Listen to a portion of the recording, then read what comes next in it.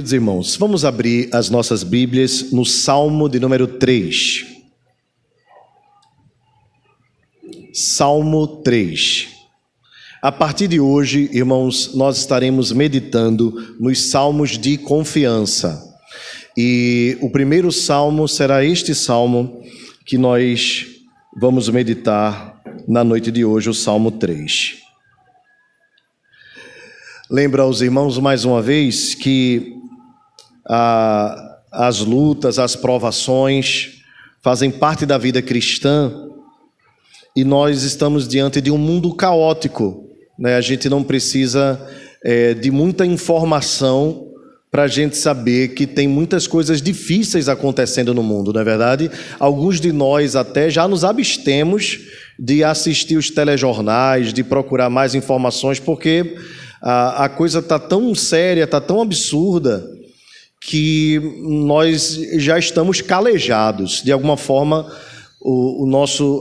até os nossos sentimentos, as nossas emoções estão cauterizadas.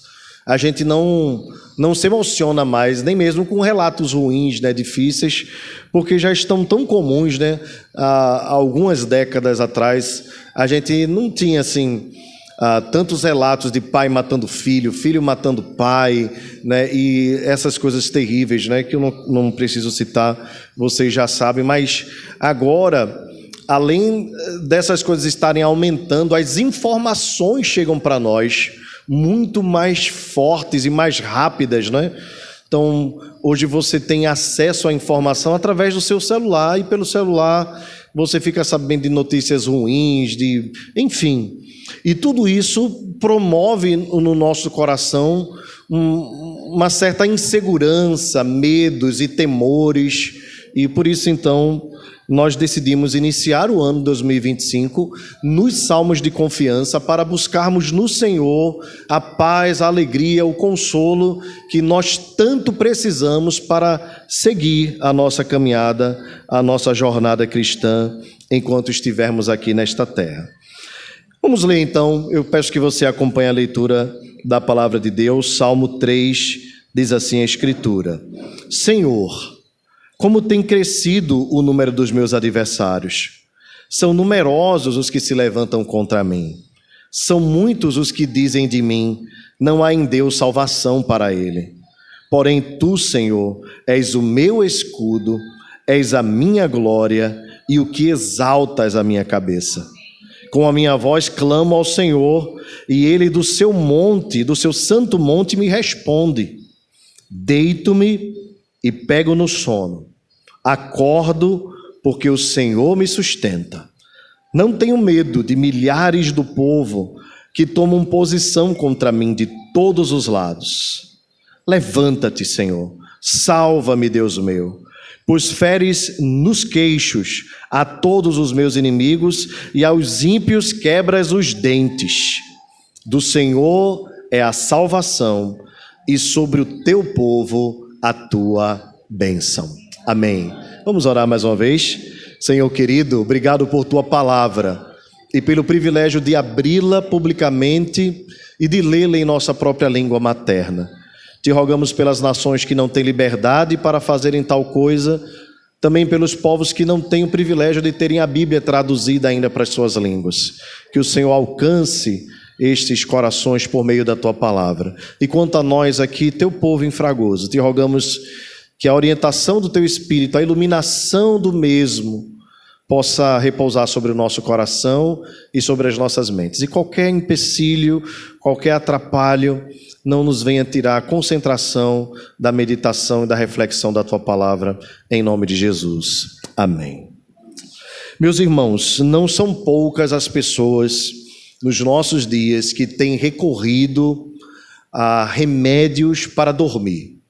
A insônia tem sido um dos males mais alarmantes do nosso século. Não à toa, há alguns meses, a Anvisa recomendou que um remédio que antigamente você podia comprar em qualquer farmácia passasse a ser agora a tarja preta, para que as pessoas não fizessem uso discriminado desses tipos de remédios. E quando alguém está enfrentando alguma dificuldade assim, às vezes procura um profissional, um psiquiatra, às vezes o psiquiatra nem mesmo conversa ou pergunta, passa logo remédios assim, vá dormir e pronto. E isso às vezes causa dependência e coisas até, efeitos colaterais até difíceis de lidar.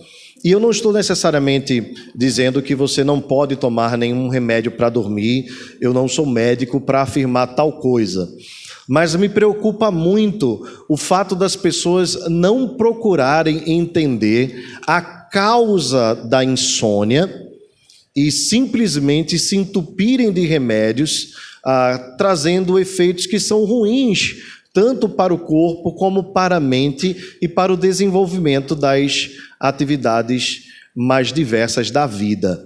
E nós sabemos bem que a falta de sono ou o sono ruim, ele promove a falta de saúde no nosso corpo, ele faz enfermar o nosso corpo. Os especialistas dizem que, junto com a boa alimentação, uma boa noite de sono é muito importante para a saúde do corpo, entre outras coisas, logicamente.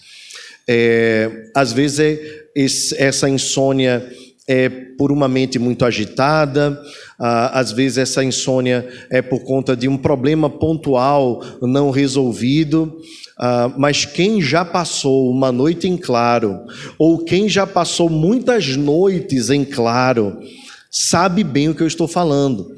É terrível você deitar, virar para um lado, virar para o outro, tentar ler alguma coisa, assistir um filme, beber água, enfim, tentar todos os modos e a mente viaja, o sono não chega e de repente quando você vê o sol já nasceu, um novo dia e você não tem saúde para enfrentar a lida. O corpo padece durante o dia e às vezes nós não conseguimos realizar com sucesso as nossas atividades. Meus irmãos, uma noite de sono, segundo os especialistas, ela não se recupera, né? E há pessoas que sofrem com isso já há muito tempo. E você, quando tem um problema pontual, e depois que resolve, tudo bem, mas quando o problema é constante, quando o problema está próximo o tempo todo, às vezes esses problemas são causados por situações que estão dentro de nós, às vezes por situações externas. Algumas delas nós podemos até tentar controlar, outras delas nós não temos controle algum. E isso tem feito muita gente cansar, isso tem feito muita gente até desistir de trabalhos, de atividades, alguns até desistirem da própria vida. Irmãos, entre os problemas talvez mais causadores de insônia estão as crises familiares, porque essa é uma coisa da qual nós não conseguimos nos desligar. Um filho viciado, um marido adúltero, ou um problema financeiro dentro da casa que não se consegue resolver, um filho insubordinado, brigas e discussões entre casais. Essas coisas nos perturbam mesmo, tiram a nossa paz, a nossa alegria. E às vezes até algumas pessoas dizem assim, era muito bom que o problema fosse só comigo. Mas quando é com a família, quando é com a minha família, às vezes a paz não chega. É difícil de lidar.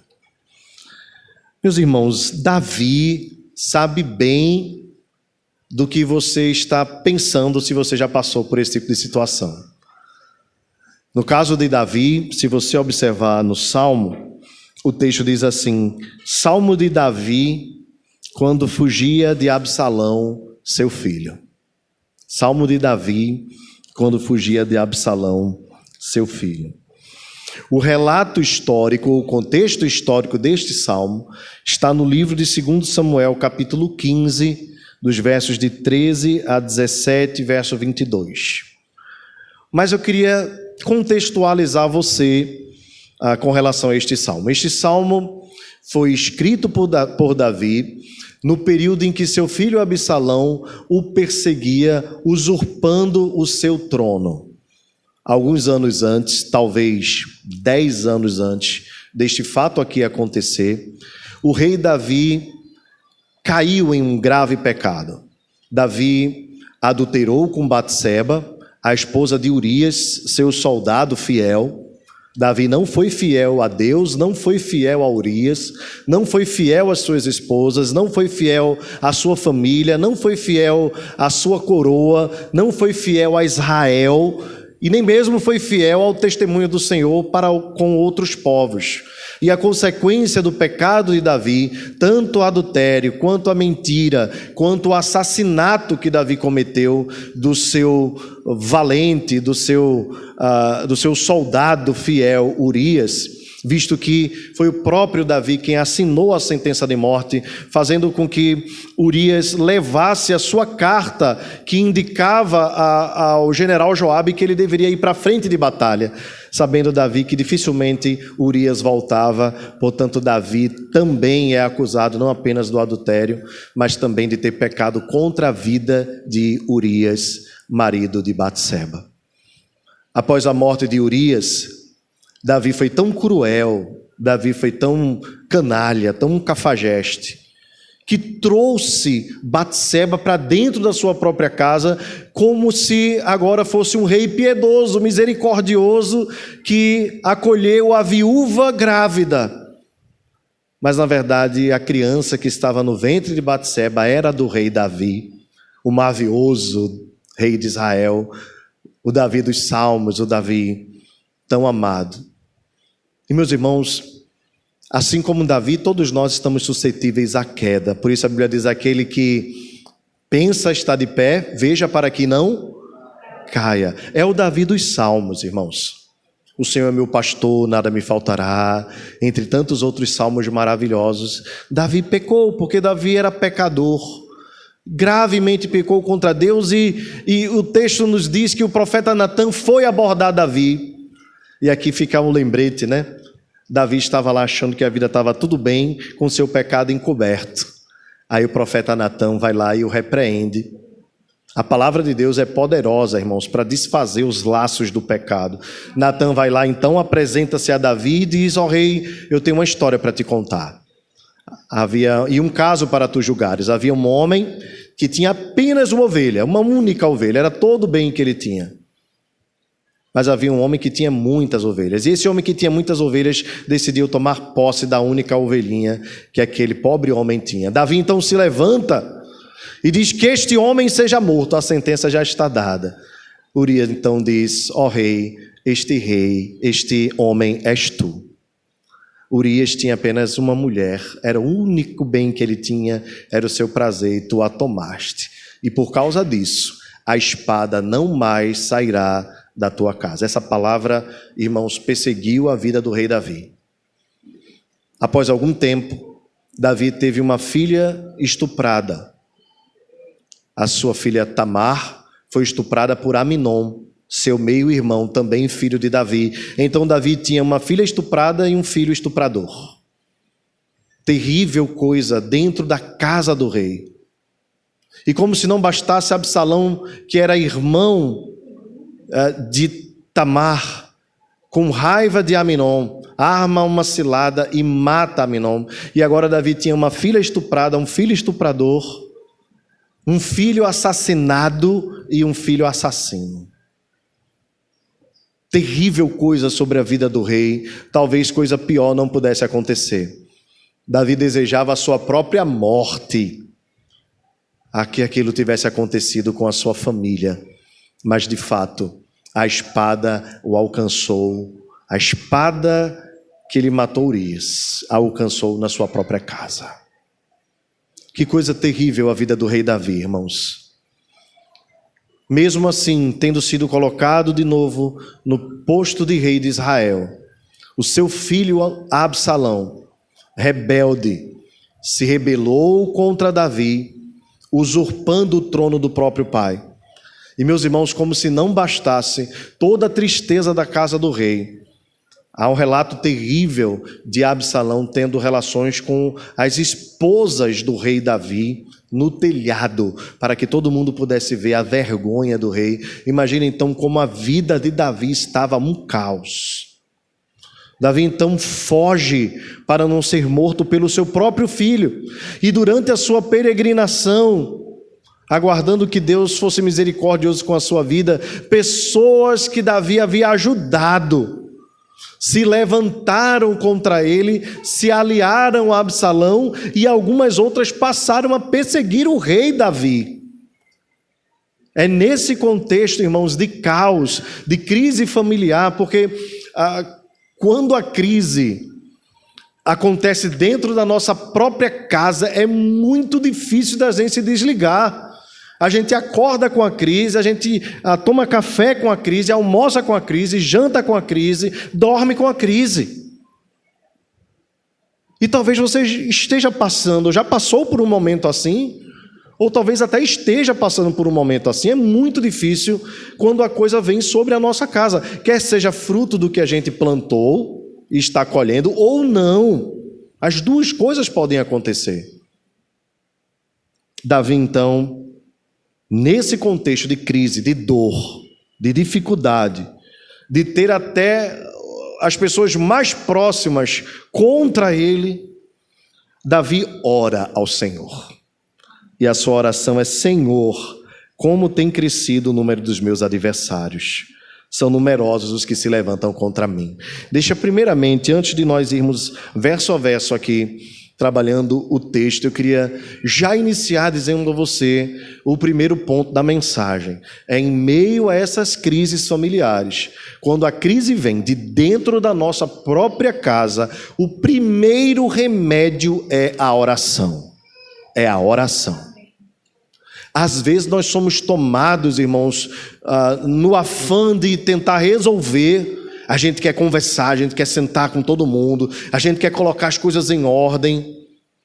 Mas, meus queridos, há questões em crises familiares que elas precisam primeiro ser resolvidas no coração.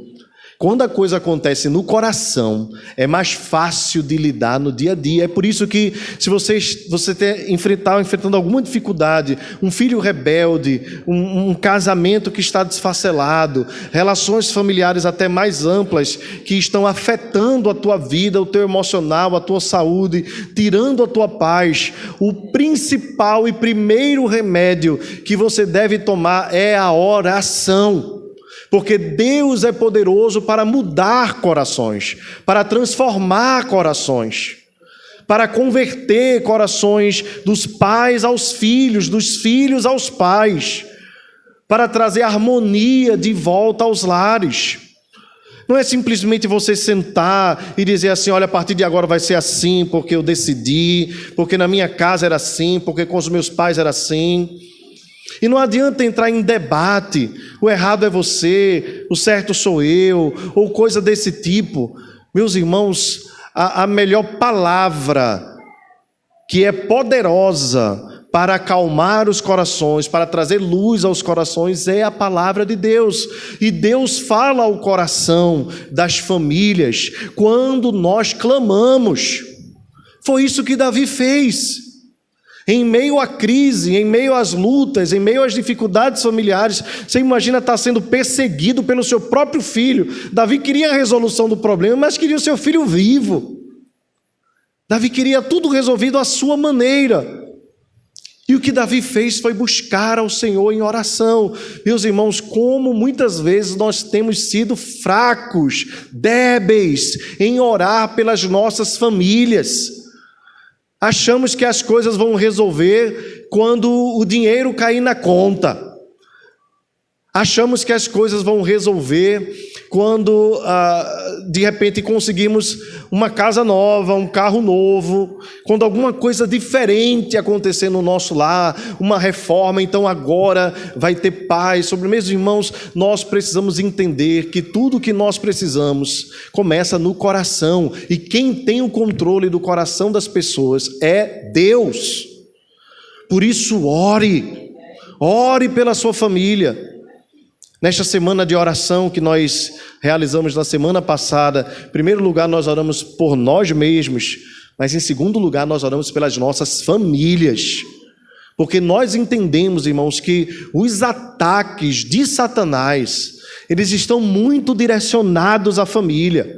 Satanás quer separar casais, Satanás quer colocar os filhos nas drogas, nos vícios, Satanás quer desfacelar famílias. Esse é o grande objetivo dele. E nós precisamos estar atentos e lutarmos com as armas certas. E as armas certas não são necessariamente bons argumentos, boas defesas. Às vezes nós somos excelentes advogados de nós mesmos, mas nos esquecemos que quem julga a nossa causa é Deus. Então ore pela sua família, clame pela sua família. Se está tudo mal, clame pela sua família. E se está tudo bem, clame pela sua família, para que o Senhor acampe os seus anjos ao redor do teu lar, para que Ele proteja o teu casamento, para que Ele proteja os teus filhos, para que Ele proteja a tua casa. Mas o que é que a gente faz? A crise acontece, a gente vai procurar o psicólogo. A crise acontece, a gente vai procurar o psiquiatra. A crise acontece, a gente vai procurar qualquer pessoa para resolver. Procura o Senhor primeiro. Ele é o maior interessado no bem-estar da tua família, da tua casa. Clama ao Senhor, coloca o joelho no chão, interceda pelo seu lar.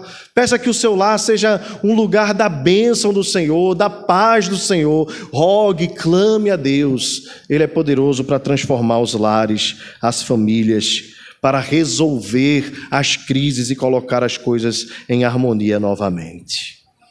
Como tem crescido, Senhor, o número dos meus adversários. O primeiro inimigo foi o filho, mas depois Davi viu outros inimigos começando a cercá-lo. Simei, no meio do caminho, começou a lançar pedra. Mefibosete ficou ali, foi ajudado por Davi, mas quando Davi precisou de ajuda, desprezou o rei. Tanto que quando Davi assumiu novamente após a morte de Absalão, com muita tristeza, Davi assume de novo o reinado. Algumas pessoas voltam correndo para pedir clemência ao rei Davi para não serem mortas, achando que Davi era um rei, um homem vingativo. Davi diz: se o meu próprio filho queria me matar, quanto mais esses homens. Certamente foi da parte do Senhor que isso veio, porque Deus é soberano.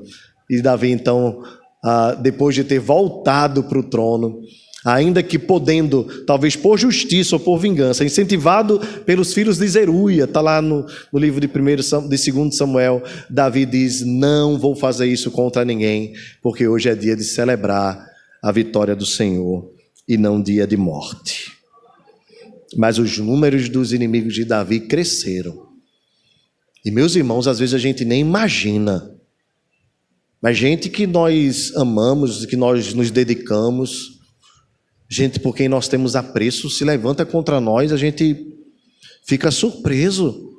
Meu Senhor, da minha própria casa, meu próprio sangue, gente que eu amo, por quem eu lutei, gente a quem eu ajudei, gente que eu amei, que eu amo, se levanta contra mim, a gente fica surpreso como Davi. Senhor, observe a exclamação no final, é o relato disso, né? O retrato disso. Como tem crescido o número dos meus adversários. E parece que quando a gente está na pior, é que se levantam ainda mais. São muitos, vejam a expressão que se referia a Davi. São muitos os que dizem de mim: não há em Deus salvação para ele. Nem Deus é capaz de livrá-lo, é capaz de salvá-lo. Isso era o que se dizia de Davi. A situação de Davi era tão grave, irmãos, Absalão conseguiu convencer os soldados de Davi. Você imagina Davi, que tinha um palácio estabelecido, o rei mais amado de Israel. Absalão foi tão, assim, uma expertise tão grande, ele foi tão sutil, ardiloso, foi tão terrível contra Davi, que conseguiu convencer o povo de que Davi era um homem de sangue, era uma péssima pessoa. E você sabe que uma das estratégias do inimigo é difamar, é injuriar, é caluniar, é fazer com que você, até mesmo você se convença que você está errado quando você está certo. Às vezes é isso. E quando isso se levanta da nossa própria casa, dos nossos próprios amigos, quando você olha para o lado e procura um aliado e não encontra ninguém, aí bate o desespero. Mas sabe o que Davi disse, irmãos? Davi não olhou nem para a direita nem para a esquerda, nem mesmo para os seus valentes. Davi disse, porém, verso 3, Tu, Senhor, és o meu escudo. Tu, Senhor, és a minha glória e o que exaltas a minha cabeça. Louvado seja o Senhor.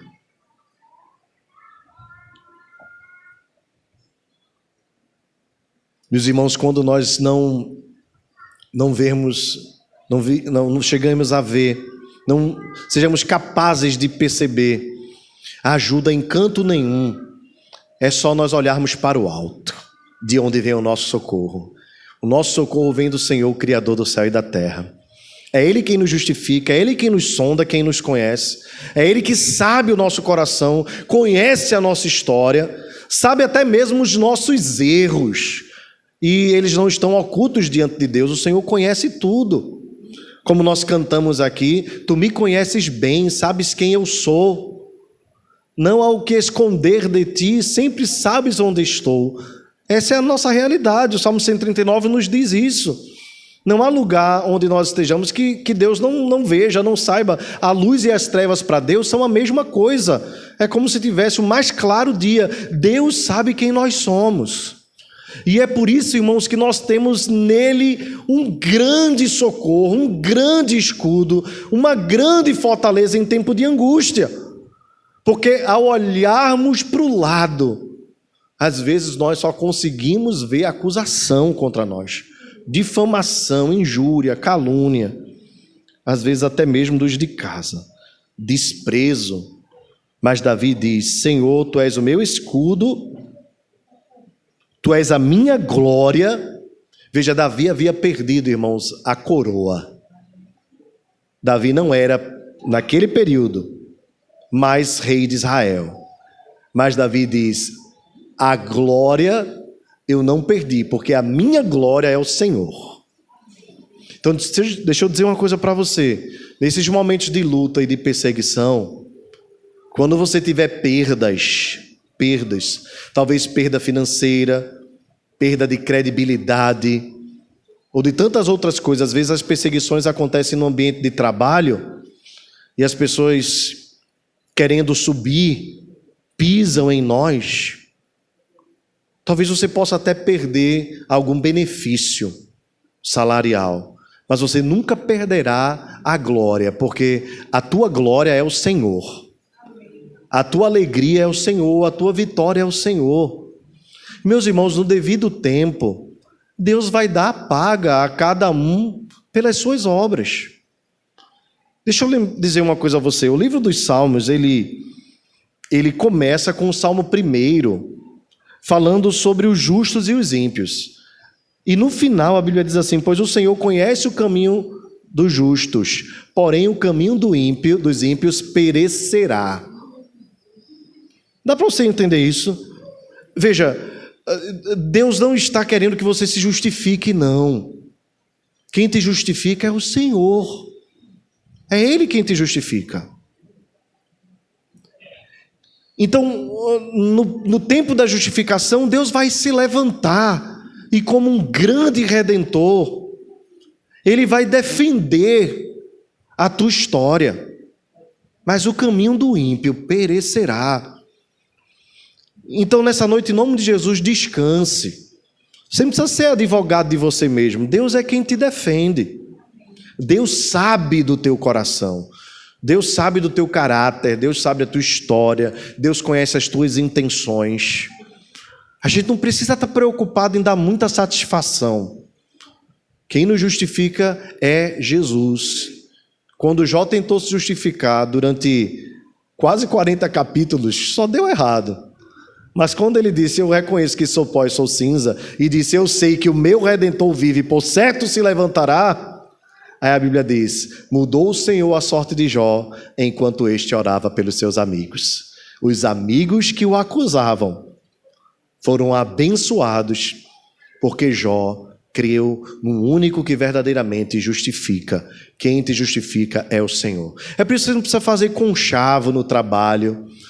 É por isso que você não precisa ficar chalerando meu prefeito, minha prefeita, meu vereador, minha vereadora.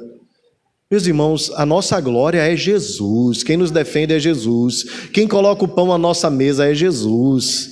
Quem sustenta a tua vida e a tua família é o Senhor, não é o prefeito, não é a prefeita, não é o vereador nem a vereadora. Quem te sustenta é o Senhor, Ele é o dono da tua vida. Descansa no Senhor, procura agradar ao Senhor, procura amar ao Senhor e deixa que as outras coisas Ele vai abençoando. Davi diz: com a minha voz clamo ao Senhor, e Ele do seu santo monte me responde. O monte era o Monte Sião, onde havia o tabernáculo, depois o templo.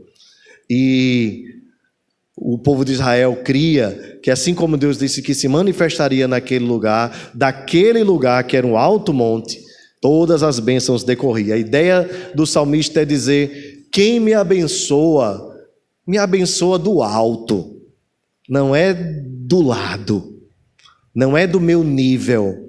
A minha bênção vem de cima, porque Deus responde às minhas orações. E Ele é poderoso, irmãos. Quando Ele diz assim, do seu santo monte, nós nos lembramos que Deus é altíssimo. E pelo fato de Deus ser altíssimo, não há ninguém nesta terra que resista à grandeza dEle. Por tantas vezes nós estamos preocupados com A e com B, porque A e B tem influência, A e B pode me prejudicar. Meus queridos, o coração do rei, Deus inclina para onde Ele quer. É Ele quem estabelece os reis e também os derruba. Então, a nossa glória não está no cargo que nós exercemos, na promoção que nós ganhamos, ou coisa desse tipo. A nossa grande alegria, glória e vitória está em sermos filhos do Deus Altíssimo, o qual firmou uma aliança de bênçãos sobre as nossas vidas, bênçãos que o mundo jamais vai entender e vai compreender, bênçãos que estão além até mesmo da nossa compreensão, tanto que o salmista nos convida a bendizermos ao Senhor e não esquecermos de nenhum só dos seus benefícios. Eu faço o teste: quando você voltar para casa, comece a agradecer por todas as bênçãos de Deus, e talvez essa seja a melhor insônia que você vai ter na sua vida. Você vai contar tantas bênçãos que Deus tem derramado sobre a sua vida, que você vai dormir de cansado. E aí a insônia já não vai mais existir. Agradeça. Você lembra do texto que nós acabamos de ler aqui, o presbítero Eliel leu com vocês na oração de súplica?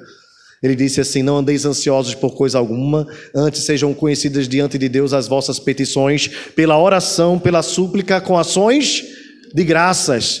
O que é que Paulo está querendo dizer? Quando você estiver ansioso, ao invés de você se atolar de remédios, de chá, ou seja lá o que for, ao invés de você ficar pensando nas soluções para o problema, clame a Deus pela oração. Ali o termo original, a ideia é adoração, adore a Deus.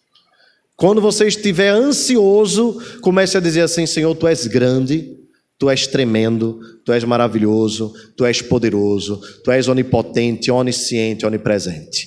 Tu és o Deus Altíssimo, Tu és tremendo, o soberano Rei do Universo. Comece a adorar.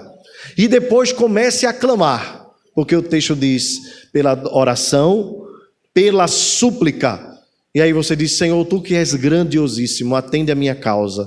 Eu te rogo, eu te clamo, porque sou pequeno, sou pó, sou cinza, não consigo solucionar, não tenho autoridade para resolver, não tenho condições para resolver, mas Tu podes todas as coisas. E depois o texto diz: com ações de graças. Comece a agradecer pelo pão de cada dia, pelo acordar, pelo trabalho, pela manutenção, pela sua família, pela sua casa, pelo seu colchão, pelo sustento de Deus a cada dia. Até mesmo quando a gente não está trabalhando, Ele coloca a comida na nossa mesa. Comece a agradecer. Aí o texto diz assim: e a paz de Deus, que excede todo o entendimento. Que paz é essa, irmãos? É a paz que o mundo não consegue entender. A antiga canção dizia assim: essa paz que eu sinto em minha alma não é porque tudo me vai bem. Essa paz que eu sinto em minha alma é porque eu sirvo ao meu Senhor. Não olho as circunstâncias, não. Olho o seu amor. Não me guio por vistas. Alegre estou. Aí o texto termina dizendo assim: a paz de Deus que excede em todo entendimento guardará o vosso coração e a vossa mente em Cristo Jesus. Ou seja, a paz de Deus colocará guarda à porta do nosso coração. A ideia ali é de vigilância. Quando a ansiedade tentar entrar na porta do seu coração, o vigilante da ansiedade estará lá na porta para dizer assim: aqui você não entra, essa casa está guardada. Foi isso que Davi fez, irmãos. Suplicou ao Senhor, ele disse: com a minha voz clamo ao Senhor, e ele do seu santo monte me responde. E aí Davi responde a Deus agora. Davi diz assim, vamos ler todos juntos? O verso 5, vamos lá? Deito-me.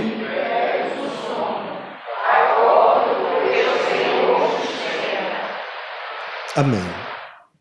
Irmãos, Davi estava fugindo do seu próprio filho, lembre o contexto.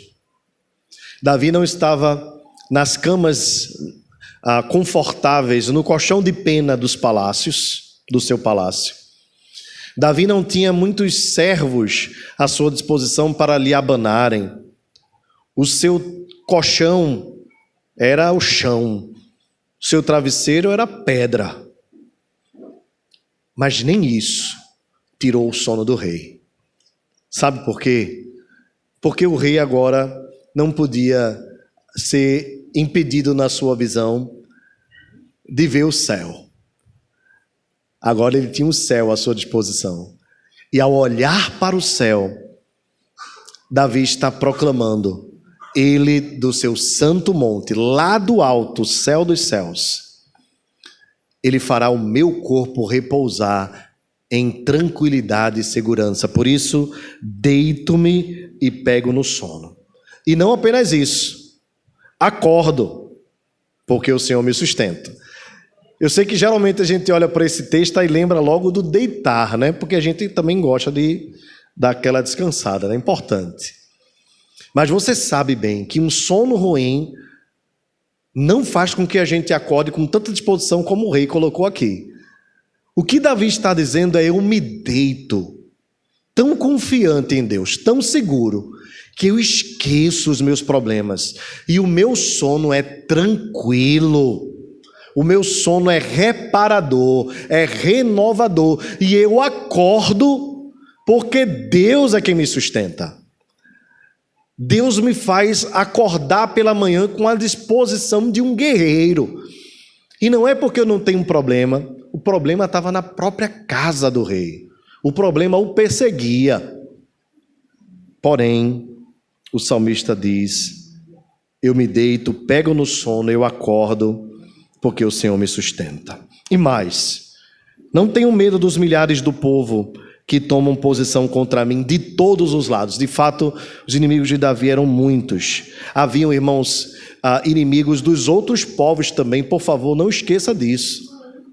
Haviam os amalequitas, haviam os filisteus, os amonitas, todos os povos, irmãos, contra os quais Davi lutou e foi vitorioso, agora estavam desejosos de cortar a cabeça de Davi. Então Davi tinha inimigo da sua própria casa, Davi tinha inimigos do seu próprio povo, e Davi tinha inimigos dos povos que já eram inimigos. Mas Davi diz: eu não tenho medo de ninguém, dos milhares que querem me matar, porque o Senhor é o meu sustento. E ele ora: levanta-te, Senhor, salva-me, Deus meu. E aqui você sabe bem que essa é uma expressão linguística poética. Levanta-te, Senhor, nós sabemos que Deus não dorme, que Deus não se deita. Nós sabemos que Deus não tem corpo. Deus é espírito. Mas quando Davi diz levanta-te, Senhor, é a forma que a revelação da palavra de Deus tem para nos dizer o sentimento que está no coração do rei. O sentimento é dizer assim: Senhor, em nome de Jesus eu te clamo, vem em meu favor, protege-me, guarda-me, soluciona o meu problema, sê comigo diante da crise dos muitos que me persegues. Pois feres nos queixos a todos os meus inimigos e aos ímpios quebras os dentes. Aqui a ideia de queixo e de dente era exatamente para romper com aquela palavra que os inimigos diziam a respeito do rei, que nós lemos há pouco acima, quando eles diziam assim: não há em Deus salvação para ele. Sabe por que Davi está fazendo essa oração, irmãos? Não é só Davi orando em seu favor. Como quem diz assim: Senhor, quebra os dentes deles, porque eles me feriram. Davi está dizendo assim: Senhor, quebra os dentes deles, porque na minha aflição, esses homens ímpios declararam que o Senhor não é poderoso para me salvar. O que Davi está reivindicando aqui neste versículo, irmãos, não é simplesmente o livramento da sua vida, mas Davi está reivindicando a glória do Senhor. E deixa eu dizer uma coisa para você guardar no coração. Quando perseguem você, quando ferem você, quando você sofre injúria e calúnia, não é simplesmente contra você que estão fazendo, é contra o próprio Deus. É contra o próprio Deus. Quando Saulo de Tarso perseguia a igreja de Deus, com cartas nas mãos de autorização para matar os crentes, e o Senhor se apresenta a ele no caminho de Damasco, Deus diz assim a Saulo: Saulo, Saulo, por que me persegues? E ele diz: quem és tu, Senhor? Ora, Saulo não estava perseguindo Jesus. Jesus já havia sido assunto aos céus. Mas Saulo estava perseguindo a igreja de Deus. Mas no entendimento da palavra do próprio Cristo, perseguir a igreja é perseguir o próprio Deus. Faraó, quando perseguia o povo de Israel, estava duelando contra o próprio Deus. Irmãos, por amor do nome do Senhor, pela aliança que Ele tem conosco, pelo pacto que Ele tem conosco, nós somos seus filhos, Deus não permitirá que nós sejamos tocados, Deus não permitirá que nós sejamos envergonhados, e não é simplesmente porque nós somos bons, porque nós não somos bons, nós sabemos bem quem somos, somos pecadores, mas Deus fez uma aliança conosco, um pacto, um concerto. E todas as vezes que alguém se levanta contra nós, Deus se levanta ainda mais fortemente e abate os nossos inimigos, porque nós somos o povo de Deus. Mexeu com a igreja, mexeu com o crente, mexeu com o próprio Deus. Guarde isso no seu coração em nome de Jesus. Você não é filho sem pai. O teu pai é poderoso. Ele é o pai dos órfãos, dos desamparados, do aflito, do necessitado. A tua vida não está ao léu, você não está solto ao vento. Aqueles que se levantam contra você estão se levantando contra o próprio Senhor, e ai daquele que se levanta contra o próprio Senhor. Nós temos em nós, irmãos, gravados o nome de Cristo. Nós temos um Pai de amor, nós fomos comprados pelo sangue de Jesus. A nossa vida tem preço, tem dono, somos propriedades exclusivas de Deus. Portanto, não tema o ataque do inimigo, porque há um Deus poderoso que te ama, que te protege, que te guarda, que vela pela tua vida, que não dorme nem cochila. É o que diz a palavra de Deus: o guarda de Israel não dorme, não cochila. Por isso, irmãos, ele não cochila, nós podemos dormir em paz e em segurança. Deus não tem insônia, irmãos, e nem tem sono. Nada tira Deus do seu trono, Ele está lá absoluto. E os problemas que se insurgem contra nós estão debaixo do seu plano soberano. Você está guardado, creia nisso. Por isso não se angustie, por isso não tente se defender, por isso não tente reagir à altura. Deixa Deus te defender, deixa Deus te guardar. Confia no Senhor. Por fim, irmãos, o verso termina dizendo assim: do Senhor é a salvação, e sobre o teu povo a tua bênção. É Deus quem salva o seu povo. É Deus quem livra o seu povo, quem guarda o seu povo, quem protege o seu povo. Por isso a gente não precisa procurar as nossas próprias estratégias, as nossas próprias maneiras. Descanse no Senhor, ore ao Senhor, clame ao Senhor. Olhe para o alto. O teu socorro vem do Senhor, Criador dos céus e da terra. Ele não permitirá que os teus pés vacilem. Não dorme nem dormita o guarda de Israel, não dorme nem cochila. O Senhor guardará a tua entrada e a tua saída desde agora e para sempre. Caiam 1000 ao teu lado, 1000 à tua direita, 10.000 à tua esquerda, e tu não serás atingido. Somente com os teus olhos contemplarás o castigo dos ímpios. O Senhor te guardará de todo mal. Descanse no Senhor, confie no Senhor. E eu não poderia, meus irmãos, deixar de encerrar esta mensagem sem lembrar para você daquele que foi maior do que Davi. O nosso Salvador passou por situação pior do que o rei. Os seus inimigos eram os da sua própria casa. Os seus próprios irmãos, a princípio, não creram nele. Os seus compatriotas disseram: acaso de Nazaré pode vir alguma coisa boa? E Jesus apenas fazia a vontade de Deus. No seu caminho para o Calvário, até mesmo os seus apóstolos o abandonaram. Apenas João e as mulheres não abandonaram o Salvador. Até mesmo Pedro, aquele que disse: Senhor, jamais te abandonarei, quando o galo cantou, Pedro negou ao Senhor por 3 vezes. E digo mais aos irmãos, por mais duro que seja, é a mensagem do Evangelho. Jesus, o nosso Salvador, foi abandonado até mesmo pelo Pai. Ele disse: Deus meu, por que me desamparaste?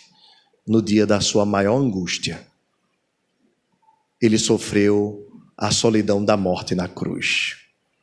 Mas deixa eu te explicar por que ele fez isso. Havia um plano soberano de Deus de fazer o seu próprio filho enfermar, sofrer. Porque através da morte do nosso Salvador, do abandono de Deus sobre a sua vida na cruz, Jesus sofreu as angústias do inferno. Cordéis da morte me cercaram, diz o Salmo 116. Angústias do inferno de mim se apoderaram. Jesus enfrentou o inferno na cruz do Calvário, sendo abandonado por todos, sendo odiado pelo seu próprio povo, e por um instante, até mesmo o Pai o desamparou. Mas aquele instante, irmãos, não foi porque o Pai tinha prazer em fazer aquilo, é porque o Pai precisava executar a sua justiça. E se essa justiça recaísse sobre nós, nós seríamos condenados ao inferno eterno. Mas Jesus foi obediente até a morte, morte de cruz, para suportar na cruz as angústias do inferno, para que nós pudéssemos desfrutar dos deleites e das bênçãos da eternidade. Jesus sofre a morte para nos dar a vida. Jesus enfrenta o sofrimento para nos dar uma vida de paz e de segurança. Por isso, naquele momento, ele clamou: Deus meu, por que me desamparaste? Mas não esqueça, logo depois desse momento, ele orou e disse: Pai, nas tuas mãos entrego o meu espírito. E o seu corpo repousou, e depois de 3 dias ressuscitou dentre os mortos. Jesus sofreu, irmãos, angústias maiores do que Davi, para que por meio do seu sofrimento, da sua morte, ele pudesse nos dar a vida eterna. Nesta noite eu queria conclamar o teu coração a descansar em segurança naquele que é poderoso não apenas para te dar paz nesta vida, para te ajudar a resolver os teus problemas, para ser o teu auxílio em dia de angústia.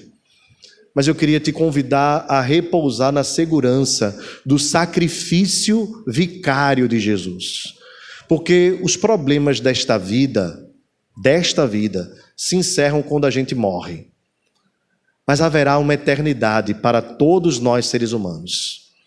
E na eternidade, o que nos dará a alegria de estarmos na presença de Deus durante toda a eternidade, é se nós crermos hoje que aquele sacrifício que Jesus operou na cruz tem valor para as nossas vidas e nos arrependermos dos nossos pecados. Se hoje você se arrepender dos seus pecados e confessar Jesus como teu único e suficiente Salvador, todo o sofrimento que te espera no porvir será aniquilado hoje, e você terá hoje a garantia da vida eterna.